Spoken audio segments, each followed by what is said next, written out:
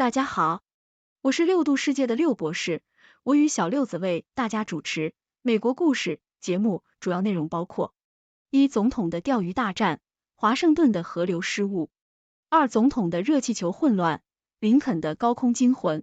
三、总统的闹钟恶作剧，杰佛逊的时间错乱。那么，小六子可以先跟我们说说总统的钓鱼大战，华盛顿的河流失误。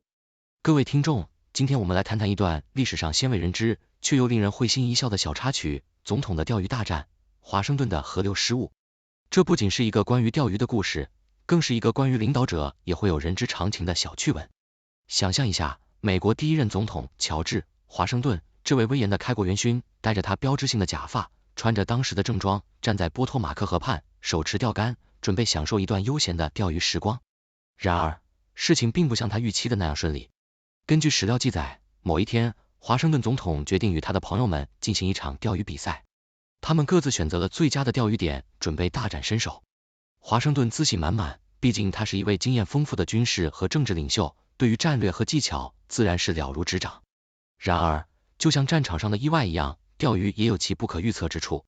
比赛开始后，华盛顿总统发现自己的钓鱼技巧并没有如他预期的那样得心应手，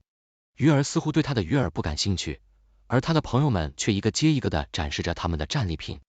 时间一分一秒的过去，华盛顿的鱼篮依然空空如也。最终，当太阳西下，众人开始收拾装备时，华盛顿总统不得不接受一个事实，即使是一国之主，也有失手的时候。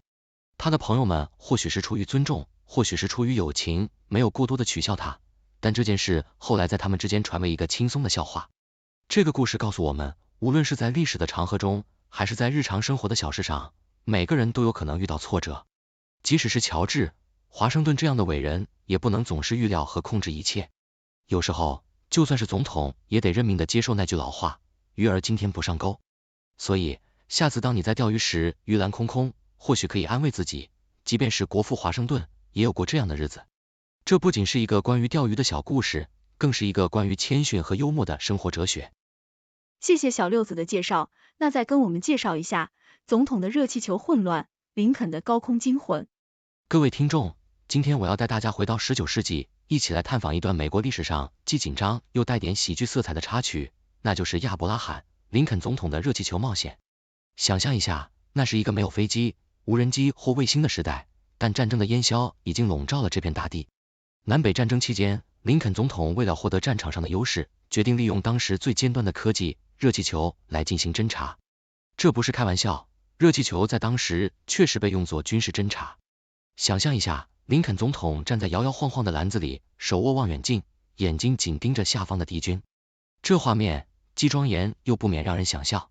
但故事还没完，林肯的热气球之旅并非一帆风顺。有一次，当他在空中观察时，地面的绳索工作人员不慎让绳索滑脱，结果我们的总统和他的飞行器一起被风吹得四处漂泊。想象一下，那是多么惊心动魄的一幕，国家领袖悬浮在数百英尺的高空，而且是在没有任何现代飞行器安全措施的情况下。幸运的是，林肯总统最终安全着陆，没有受到伤害。这次高空惊魂后，他可能意识到总统还是站在地面上指挥战争比较妥当。毕竟，如果有什么意外发生，那可不仅仅是个人的悲剧，而是整个国家的灾难。这段历史小插曲不仅展示了林肯总统的勇气和创新精神，也反映了当时人们对于科技的探索与应用。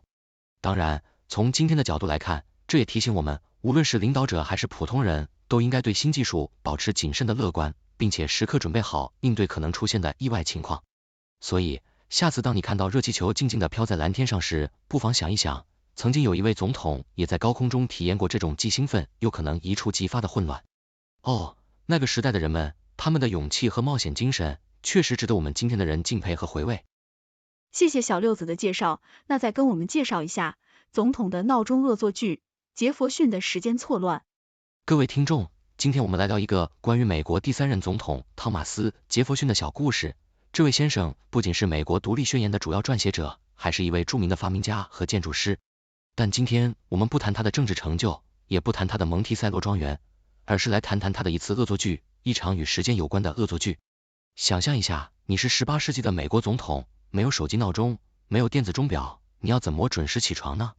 杰弗逊先生似乎对这个问题有自己独特的解决方案，而且还带着一点顽皮的幽默感。据说，杰弗逊曾经设计了一个非常特别的闹钟，这个闹钟不仅能够在早晨叫醒他，还能以一种非常戏剧性的方式来完成这一任务。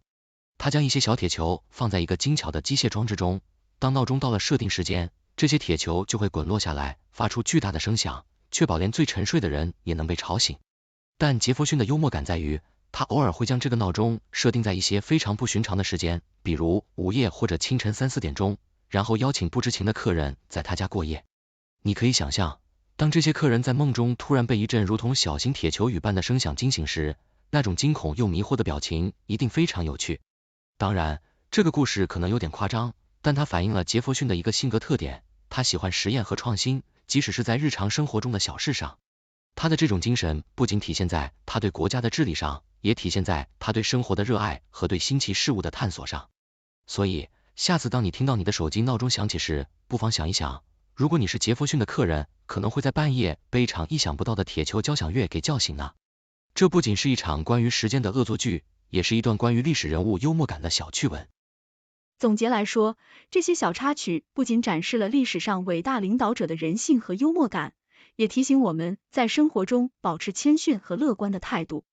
即便是总统，也会有钓鱼失利、高空惊魂和时间错乱的经历。这些故事告诉我们，人们都有可能遇到挫折和意外，而重要的是如何从中学习，保持笑容和幽默。